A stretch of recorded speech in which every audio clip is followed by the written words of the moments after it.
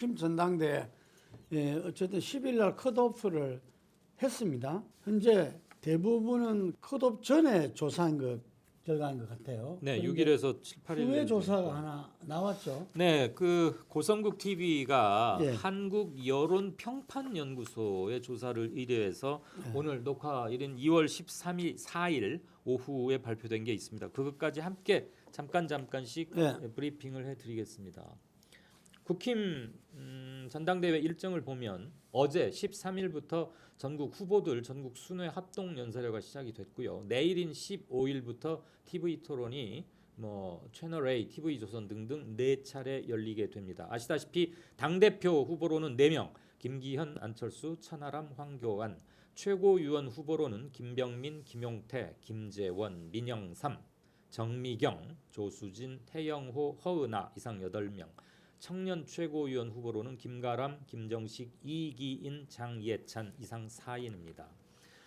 윤 대통령과 대통령실에서 전당대회에 개입하고 있는 거 아닙니까? 이걸 물었습니다. 개입하고 있다라는 응답이 무려 70%를 넘었습니다. 뉴스토마토와 미디어토마토 조사에 따르면 노골적으로 개입한다가 53.7%, 상당 수준 개입하고 있다 16.7%, 둘 합치면 70이 넘죠. 이 상황에서 김기현 후보가 상대적으로 앞서 오긴 했는데 나경원 사퇴 이후 주춤하다가 안철수한테 역전당하는 것들도 제법 나왔어요. 조금 여러분 기억하시겠지만 저는 근데 그 과정에서 한 가지 문제점이라고 생각되었던 것이 1000명을 대상으로 물으면서 국힘 지지자입니까? 그럼 예. 라고 답한 사람들에게만 따로 묻는 거거든요. 그 샘플이 작게는 380명에서 많게 한 440명 정도 됩니다. 1000샘플 중에서 그럼 그 300명 내지 440명만 가지고 별도의 샘플을 만들기에는 너무 표집이 작다. 그다음에 연령별, 지역별, 당원 분포하고도 전혀 가중치나 안배가 되어 있지 않은 조사다. 그리고 국힘 지지자들을 국힘의 이번 전당대회 투표권을 갖고 있는 권리당원들이 생각과 이퀄시하기도 좀 힘든 점이 있다는 것은 참고로 말씀을 드립니다. 그러다가 대통령실에서 안윤 연대에 대해서 강력하게 대못을 치고 나오면서 다시 안철수는 좀 주춤하는 양상이고요. 김기현이 조금 앞선 게 아닌가 이런 생각은 나옵니다. 리얼미터가 미디어 트리뷴 의뢰로 조사한 거 보면 1월 25, 26일 이건 1월 하순입니다. 이때는 나경원 전 의원의 불출마 선언 직후예요. 김기현 40대, 안철수 33.9. 그런데 안철수가 그 전에는 17.2%밖에 안 됐었어요. 그러니까 나경원 불출마하면서 안철수가 비약적으로 뛰어 올랐습니다. 그러다가 그 한 주 뒤인 1월 31일에서 2월 1일 이틀간 조사한 거 보면 윤석열식 뺄셈 정치에 대한 여론의 비판 이런 것들이 막 고조될 시점입니다. 김기현이 그 전에 40이었는데 36으로 4%포인트 빠지고 오히려 안철수는 34 정도에서 43.3으로 무려 9.4%포인트나 김기현 대비하자면 수직 상승에 가깝게 올라갑니다. 이때 다른 조사들을 봐도 대부분 역전이 일어났습니다. 그러니까 대통령실이나 용산 그리고 김기현 후보 측은 상당히 좀 혼란스러워질 수밖에 없었죠. 그러다가 안윤 연대 이런 말이 나오고 하니까 대통령과 정당 후보는 동격이 아니다. 대통령 끌어들이지 마라. 대통령 팔지 말라. 그리고 인수위원장 할 때도 안철수 인수위원장에 대해서 대통령 당선인께서 그렇게 좋아하거나 그런 거 아니었다. 이런 말들이 직간접으로 흘러나오고 이진복 정무수석을 국회로 보내서 직접 설명도 하고 그랬죠. 그래서 그 뒤로 다시 또 한 번 요동을 칩니다. 그래서 최근 조사로는 김기현이 한 45쯤으로 나오고 있는 게 아닌가. 안철수는 한 31, 2 정도 이렇게 되고 있습니다. 어느 한쪽 것만 숫자를 말씀드리긴 조금 애매하고요. 참고로 오늘 2월 14일자로 발표된 한국 여론 평판 연구소 가장 최근 거고 요것이 표본 샘플이 2,000명입니다. 그래서 그 중에서 나는 국힘 지지자다고 대답한 사람이 860명 돼요. 그러니까 이전 조사들 400 몇십 명보다는 좀 크긴 크죠. 여기를 보면 모두 다 나온 다자 대결에서는 김기현 41, 안철수 27, 천하람 13, 황교안 12% 이렇게 조사가 됐습니다. 그리고 양자 대결로 가면 김기현 52대 안철수 42 이렇게 나오고요.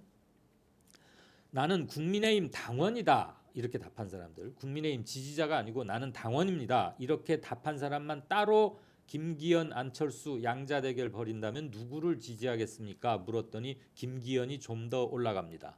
김기현 57%, 안철수 37%. 그래서 약 20% 포인트 차이가 나죠. 마지막에 오늘 그 발표된 것에서 네. 혹시 지역별 할당이 이루어졌나요? 그거는 기사에는 나와 있지 않고요. 제가 세부 데이터는 못 봤는데 지역별 데이터까지는 보정이 안 된 것으로 추측합니다. 왜냐하면 우선 이 사람들이 국힘 지지자란 말이에요. 당원이 아니고. 당원이 아니고. 네. 그래서 당원 분포하고 그냥 전반적인 2,000명 샘플을 구성할 때의 모집 단위하고는 다를 수밖에 없죠. 그러니까 왜냐하면 이전에 이제 저희들이 이 여야 정당, 한나라당, 뭐 그다음에 새누리당이나 이게 민주당, 뭐 이 당의 어떤 전당대를 갖다가 저희들이 기사를 쓰고 이럴 때 취재를 하고 할 때 예. 여론조사를 많이 하죠. 그렇죠. 그랬을 때 DB가 있었어요. 네. 이 최소한 대의원 DB가 있죠.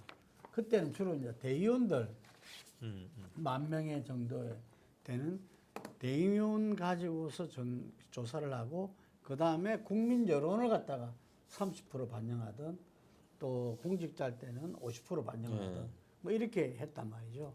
그러니까 조사 표본이 상당히 좀 이렇게 가까웠어요. 이게 근사치에. 리얼 데이터에 가까웠다 이 예, 말이죠. 예. 그 확률 표집이 이루어질 수가 있었는데 예, 예. 지금 조사는 조금 전에 우리 이강민 소장님 이야기하신 대로 전혀 어찌 말하면 교집합이 없어요. 서울역 앞에 판때기 2개 놔놓고 스티커 붙이는 조사. 어? 산에 가는 게 좋으냐 바다 가는 게 좋으냐 이거 전혀 확률 표집이 되지 않은 조사. 그건 상당히 좀 너무 심한 말 같고 우리가 여론조사 행안부 표집 주민등록표 표집에 따른 것일 거고 하는 게 우리가 여론조사의 어떤 그것이 전체 예측이 가능하다고 이야기하는 거는 확률 표집이 되기 때문에 그렇죠. 그런 거죠. 그 예를 들어서 모집단 축도에 그대로 따라가는 샘플을 해야 되는데 그게 안 돼 있다는 얘기죠. 제가 옛날에 그 미국에서도 확률 표집 조사가 이루어진 게 20세기 중반부터입니다. 예. 그때 히트 친 게 갤럽이었죠. 그렇죠. 그전에는 전부 다 우편 투표로 우편 조사로 했기 때문에 확률 표집이 안 되는 겁니다. 그래서 답장 오는 거대로 해가지고 했는데 그게 확률 표집 조사를 하니까 실제 결과랑 대단히 유사하다. 유사하게 나왔던 거죠. 미국이 인구가 3억에 육박하지만 주요한 여론조사 보면 거기도 샘플 1,000명으로 하거든요. 그러니까 샘플의 크기가 중요한 게 아니라 샘플을 얼마만큼 리얼 데이터와 근사하게 맞춰서 하느냐 표집의 문제인데 표집의 문제가 중요한 거죠. 참고로 국힘 선거인단이 지난 21년 이준석 씨가 당대표 되던 2년 전에 비하면 약 51만 명이 늘어나서 84만 명으로 추산되는데요. 그 2년 동안 대선을 치르면서 상당히 많은 당원 유입이 있었거든요. 이때 중요한 거 2가지가 발생합니다. 그 전까지는 영남권이 50% 이상이었습니다. 그런데 이번에 그게 붕괴가 됐어요. 예전에는 영남권만 전체 당원 중에서 영남권이 51.3%였는데 현재는 이게 현격히 줄어서 39.7%입니다. 굉장히 많이 줄은 겁니다. 반면에 수도권은 32.3에서 37.8로 늘어났고 충청권이 10.3에서 14.6으로 증가율로만 따지면 40%가 넘습니다. 그래서 수도권과 충청을 합치면 무려 52.4. 그래서 영남권보다 수도권 플러스 충청이 많은 거죠. 물론 단일 지역으로 따지면 여전히 영남이 39.7, 다음 수도권이 37.8. 그렇지만 거의 대등하다고 볼 수 있는 굉장히 큰 변화가 일어났다는 것. 그리고 연령대별로는 여전히 50대, 60대가 반수를 조금 넘기는 대단한 점유율을 보이고는 있습니다. 그렇지만 2030 세대들도 예전에 11.6%밖에 안 됐는데 지금은 17.8%나 됩니다. 이것은 아마도 이준석 효과로 읽어주는 게 적당하지 않을까 싶습니다. 이율항쟁 민주화 이후에 이제 정당들이 이 당 총재 그런 식으로 해서 민주당의 그 대통령의 어떤 관리자에서 벗어나기 시작하는 거죠. 그 전에는 대통령이 주로 임명제였잖아요. 이게 여당 대표는 특히 그럼요. 임명제였고, 거의 청와대 뜻이 관철된 거의 뭐 거죠. 여의도 출장소 역할 이상 이하가 아니었는데 모든 것은 이제 주로 청와대에서 다 결정이 났고.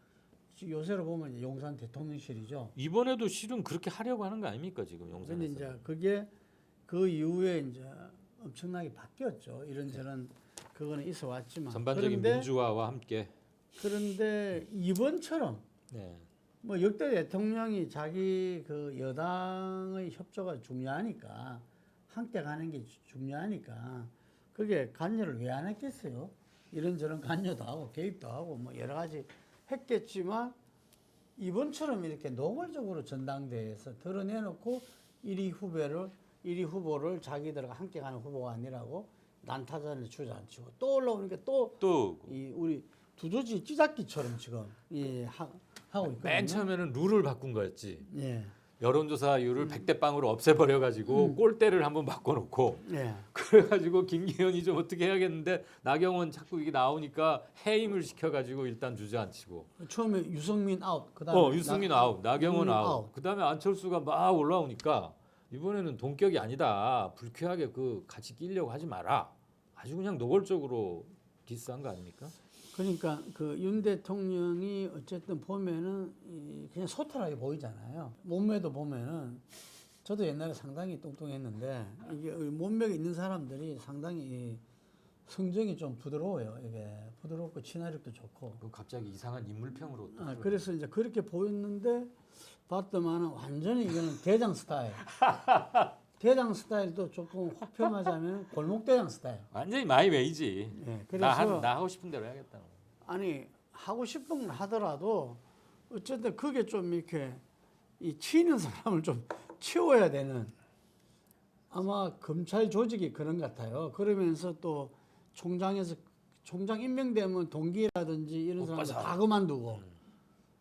야 누구 조져 그러면. 예, 그래야 되고 하여튼 그게 대장이 누가 되느냐에 따라서 이렇게 그냥 물갈이가 확 돼버리는 이런 건데 이 정치권은 다르잖아요. 제가 김재원 이번에 컷오프 통과한 최고위원의 가능성은 높다고 봐야 되는데. 박근혜 때 정무수석했던 정무수석했죠. 이게 뭐 옛날에 가장 유명한 사람이죠 지금. 라디오 진행도 하고 뭐 똑똑해. 지금 또 패널로도 느글느글하니 재밌게 자주 나오고. 그런데 이 사람이 그 김재원 전 최고가 뭐라고 했냐면은 정치권에 자기가 들어와서 가장 큰 차이가 검찰은 항상 답이 있었다 이게.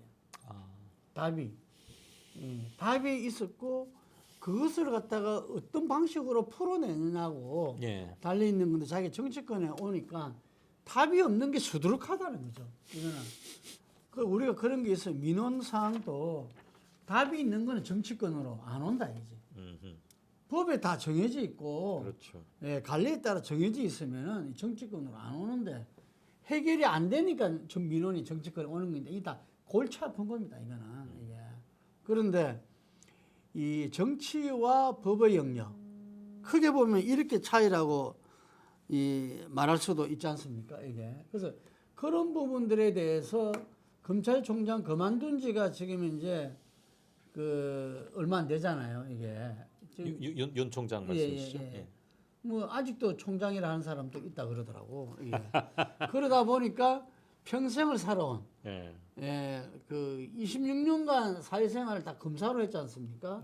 공부기간까지 합하면은 한 30년을 갖다가 그 위에 인생을 갖다가 그 검사로 했었기 때문에 검찰의 논리 그게 체화되어 있는 거죠. 이게 그러다 보니까 모든 것을 답으로 받아보니까 이게 자기랑 맞서게 된다고 생각하게 되는 거고 어찌 말하면 안철수 지금 후보는 억울할 수 있어요. 본인은 진짜로 이 자기 욕망을 둘째치고라도 대선 승리를 위해서 단일화하고 그 다음에 윤정부 성공을 해서 인수위원장도 하고 지금 또 당대표가 되면은 제일 중요한 총선 승리에서 자기가 기여해서 윤정부 성공을 가져올라고 또 윤석열 정부가 성공으로서만 끝나는 게 아니잖아요. 다음 정권 재창출을 하지 못하면은 우리나라 헌정사 그전 대통령에 대해서 엄격한 수사는 불가피할 수밖에 없죠. 예. 그래 왔잖아요. 계속. 그랬죠. 지금 문재인 대통령도 뭐 특미까지 와 있다고 봐야죠. 여러 가지가 이게. 그래서 그랬는데 이 자기를 동격으로 그 막물로 한다. 우리 그냥 사회 하는 말로 치자면은 어디서 감히 뭐 이런 거잖아 이게. 예. 그래서 이게 권위주의 시대가 끝난 상태에서 대통령도 얼마든지 격의 없이 본인도 대선 후보 시절에 그런 연출도 많이 하고 지금 또 그렇게 보이잖아 이게. 우리가 시장 가서 떡볶이 그냥 서스럼없이 먹고 나누고 하는 것들이 다 권위주의 시대 끝났다. 자기도 눈높이 정치를 하려고 한다 보여주려고 하는 건데 막상 정치에서 이 당대표 선거에서 그런 것을 보고 야 이거 이중적이다 이런 생각 안 하겠어요 일반 국민들이. 그래서 저는 이거는 그 윤석열 대통령이 입만 열면 여는 공정과 상식부를 위해서라도 배치되는 거고요. 너무나 배치되는 거기 때문에 짧게는 단물일지 모르나 후과가 상당히 아플 겁니다 아마. 그래서 어쨌든 간에 제가 전국 진단에서도 이야기했지만 대통령실의 노골적 개입은 이제 컷오프로서 끝났다. 네. 더 이상 할 수가 없다. 그리고 작동도 잘 안 될 겁니다. 예. 한 80만 명 몰라 이제 얼마나 투표를 참가할지는 모르지만 어쨌거나 그것도요. 43.8%가 했대 지난번 이준석 때요. 네. 근데 지금은 아마 50%. 제 생각에는 50% 정도 하지 않을까 네, 싶어요. 그렇다고 보면 약 37, 8만에서 한 40만 정도가 네. 투표에 응할 수 있는데 40만 보면 되죠. 그것은 그냥, 어느 한쪽에 라인이 훅 들어가서 바람을 불어서 뭘 내기에는 상당히 큰 숫자라는 것. 또 하나 천하람이 지금 현재는 아까 뭐 한국 여론평판연구소 걸로는 13 정도 나오고 황교안 12라는데 저는 이 부분은 좀 변동 여지가 클 거라고 봐요. 아무튼 천하람 플러스 4위로 예상되는 3, 4위 걸 합치면 천 플러스 황교안 해서 최소한 10 내지 한 11, 2 정도는 나올 수 있지 않을까. 둘을 합친다면. 그러면 나머지 90을 놓고 1, 2위가 다투는 건데 50대 40 대 10. 뭐 이런 구도도 생각해 볼 수는 있겠죠.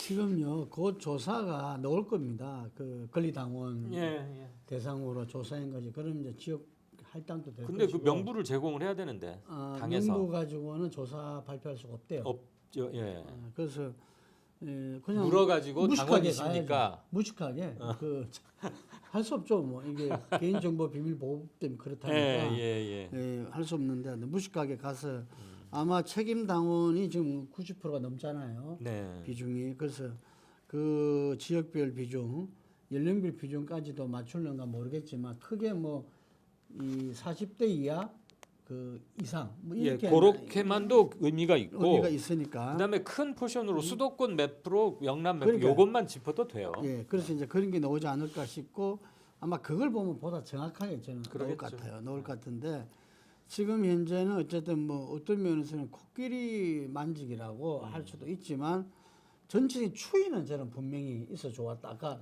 말씀하신 대로 안철수가 한때 그 나경원 불출마 선언 이후에 확 올랐다가 다시 노골적인 그 뭐야 동격이 아니다. 대통령실에 정무수석까지 국회 와가지고 선언을 할 정도로 그리고 그 사이에 대통령실이 대통령 말이라고 이야기하면서 무시무시한 말을 또 했지 않습니까? 무시무시한 말이 두 번 나왔어요. 뭐냐면은 국정 운영의 방해꾼이자 적이다. 예, 방해꾼이다 적이란 말이 나왔고 또 하나 김기현 또 이 후보가 이 윤 대통령 탄핵을 자기는 나중에 현 대통령은 아니다고 이야기했지만 그래도 우리가 이 구구를 아는 사람 한글을 아는 사람 입장에서는 그 말 자체가 자기가 사후 변명을 하다 보니 그런 건데 그런 무시무시한 탄핵 발언을 했어요. 이게 그거에 대해서 또 대통령실은 의외로 노코멘트. 노코멘트를 하고 있고 그래서 이런 좀 공포 마케팅 그 우리가 이제 위협 소구가 광고 소구법에 있어서 가장 강력하다 그러거든요. 네. 그래서 이 부분들이 지금 이제 이 전당대회 이제 3월 8일 앞두고 이 지금 한 달도 채 안 남았죠. 이제 이 지역 연설회와 이제 TV 토론이 시작되지 않습니까? 네, 네. 저는 부음 성공에는 분명히 기여했다. 네. 대통령실이 공포 마케팅. 아까도 컨벤션 효과 있다 그러잖아요. 예, 예. 그래서 국힘이 컨벤션 효과로 정당 지지도가 떴죠. 조금. 다시 떴잖아요. 그건 네. 분명히 기여했다. 저는 봅니다. 그거는. 주연이 그렇지만, 대통령실이었지 뭐. 그런데 세 번에 걸쳐서. 그래서 그런 말도 있어요. 윤석열과 이준석 게임이다. 이런 말도 있어요. 아 누구는 또 그러니까 전당대. 출마를 어느 분이 한 거야. 뭐 이렇게 말하는 사람도 있어요. 그런데 어쨌든 간에 이 TV 토론을 해나가게 되면 이제 좀 정돈이 될 것이고 저는 포인트 두는 게 이거 하나입니다. 뭐냐면은 이 선거인단이 84만 명이잖아요. 네. 거기 있는 책임당원들 이 1,000원씩 이상 3개월 이상 내면 책임당원입니다. 저기 민주당은 2,000원씩에서 6개월 이상 돼야 예. 권리당원입니다. 똑같은 권한을 가진 이건 권리당원, 이건 책임당원이라 이야기하는데 이게 네. 조금 약하죠. 관대하고 너그럽죠. 예, 그런데 약할 이 때. 부분에 대해서 지금 많은 이야기들이 있어요. 그래도 이게 그 사람들이 당원권을 100% 행사할 수 있는 책임당원, 권리당원이라면 좀 더 예를 들면 당원 교육도 받고 예를 들면 뭐 교육을 한 1회라도 이수를 하고 예. 예를 들면 이 돈 1,000원, 2,000원을 갖다 몇 개월 내는 게 아니라 예. 그러다 보니까 뭐 대납 시비도 걸고 있고 하잖아요. 그렇죠. 그래서 좀 더 엄중해야 되는 거 아니냐 이게 거기 국회의원 뭐 단체장 대통령 시도지사 뭐 이런 걸 뽑는 선거에 당원들한테 100% 맡기려면은 그 정도 절차는 있어야 되지 않나. 최소한의 정치 교양과 학습을 통한 당원 아이덴티티 확보가 필요합니다. 예, 그 이야기를 하는데 일단 그건 그렇게 가야 된다고 봐요. 예. 하지만 지금 현재도 이 책임 당원들이 녹록지 않을 것이다 좀 봐요. 예. 왜냐하면 아까 이제 지역별 분포의 변화를 이야기했잖아요. 그래서 그 변화의 핵심은 뭐냐면은 영남권이 가반이었다가 지금 40% 선이고 수도권, 충청권 합한 것이 50. 한 40% 선이었다가 이번에는 50%를 넘었다. 이거거든요. 자, 굉장히 그러면 큰 변화죠. 영남권과 흔히 말해 중부권, 수도권, 충청 합한 건 중부권이라 그러잖아요. 그럼 영남권과 중부권의 민심과 당심은 어떤 부분에서 같고 어떤 부분에서 다를까? 이야기잖아요. 그렇죠. 여기에서 제가 말씀드리고 싶은 게 이준석 당대표가 될 때 민심에서는 그때 당심에서는 나경원 후보한테 졌어요. 졌죠. 근데 민심에서는 대구를 중심으로 해서 영남권부터 바뀐 거예요. 그래서 압도적으로 이준석 당대표가 민심에서 나오는 바람에 그때 된 거거든요. 예. 그걸 보고 이번에 당원 100% 바꿔버린 겁니다. 그렇죠. 이게 그래서 유승민 후보는 뭐 이 기지개도 못 피고 그냥 접어버릴 수밖에 없었는데 저는 요 지금 당심 그 책임 당원들 이 사람들이 바뀔 거라는 거예요. 왜? 총선 승리를 위해서는 영남권에 있는 사람들도 이런 말을 해요. 영남권의 총선 주자는 누가 되든지 간에 이긴다. 내부 단합 대회로 끝나면 안 됩니다. 경쟁력을 못 갖죠. 그러니까 자기들이 볼 때도 총선 승리를 위해서 수도권에서 이겨야 됐다. 오케이. 그래서 수도권 승리를 누가 조금이라도 도움을 가질 거냐. 그거를 처음부터 파고들었던 게 안철수고 그리고 내세웠던 게. 물론 총선은요. 그 윤석열 대통령 중간 평가입니다. 예. 그래서 대통령 지지율이 첫 번째고 맞습니다. 대통령이 잘하면 첫 번째죠. 그런데 그게 플러스 해가지고 지역 후보도 중요하죠. 하지만 당 대표도 영향이 제가 볼 때는 한 20%는 된다 보거든요. 50%가 반 이상이 대통령 성적이고 그 다음에 20-30%가 후보라면은 1-20% 정도는 당 대표 영향이 있고 왜? 당 대표는 중요한 게 공천이 공천. 공천을 갖다가 어떻게 공정하게 해내느냐 이것이 중도층이 딱 보고 있어요. 이 지금 이제 국힘의 역사에서 참패하고 패퇴했던 역사 모든 게 공천의 이 역사였거든요. 그 속에서 됐기 때문에 이번 공천 다 지켜보고 있습니다. 용산에서 상당 수준으로 공천에 관여하지 않겠습니까? 그래서 저는 그 안철수 당 대표를 통해서 관철을 시키겠죠. 안철수 후보가 시스템 공천 이야기가 잘 빠지겠다 이런 이야기를 했잖아요. 그 김기현 후보는 거기에 비해서 그 지금 공천을 공정하게 하겠다.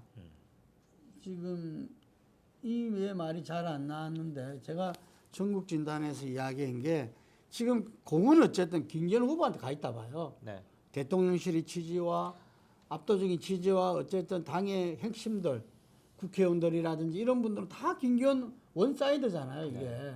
그럴 때 김기현 후보한테 공이 가 있는데 유리한 게임인 건 맞아요. 김기현 후보가 과연 TV 토론을 통해서 자기 당원들이 모여서 의샤의샤한 핵심 당원들 모이는 그 저는 지역 연설에는 실수 안 하는 게 최고고 TV 토론에서 과연 수도권 승리를 위해서 본인이 뭘 담보할 수 있느냐 두 가지입니다. 그게 공천을 갖다 자기가 어떻게 해낼 것이냐 그리고 수도권 중도 확장성을 갖다가 자기의 능력으로서 이미지로서 어떻게 얼만큼 해내느냐 이 두 가지를 답해 줘야 되거든요. 그래서 이 두 가지에 대해서 일단 공은 자기한테 가 있어요. 제가 볼 때는 안철수가 뭐라 하든 그것 때문에 이 선거 판도가 바뀐 게 아니고 김기현 후보한테 이제 주목되는 거예요. 그동안 김기현이라는 세 글자는 없고 이 윤석열 대통령실만 보였죠. 대통령실 그다음에 거세됐던 어떤 유승민, 나경원, 안철수만 보이다가 이제는 김경은을 이제 보이게 된 거예요. TV 토론 때. 네. 과연 이분이 여당 당대표로서 깜냥이 되느냐. 대통령하고는 어떻게 한번 이 아닐 때는 국민 민심에 따라서 맞짱을 뜰 것이며 그리고 총선에서 금방 이야기한 대로 대통령은 자기와 이 뜻을 같이 하고 결기가 같고 이런 분들을 자기가 믿을 수 있는 사람 후보로 내보낼라 싶어 할 거는 당연하거든요. 근데 그 부분에서 과연 중도를 바라보면서 수도권 승리를 위해서 어떻게 중심을 잡을 것이냐. 이게. 그리고 본인은 또 어떻게 어필할 것이냐. 뭐 자기 정치도 일부 있을 건데 그러기에는 김기현 의원이 여지껏 김기현 후보가 용산에 빚진 게 너무 많은 거 아닌가.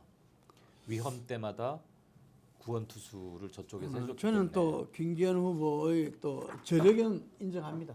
인정하고. 울산 시장 할 때 말이죠. 예, 그 원내 대표할 때 대선과 예. 이런 선거를 승리로 이끌었고 탄핵 발언은 조금 과하게 나간 게 아닌가. 예, 싶긴 공포 한데. 소구가 조금 오버했다고 보는 거죠.